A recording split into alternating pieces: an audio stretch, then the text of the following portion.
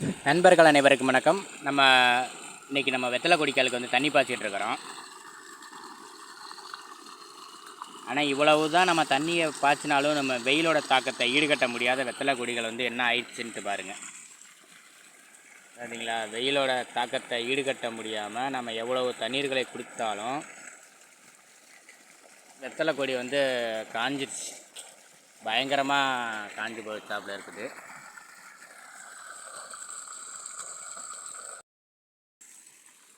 இதே பாருங்கள், நம்ம ஃபுல்லாக கிடங்குல கூட தண்ணி நிற்கிது, கீழே எல்லாம் தண்ணி நிற்கிது.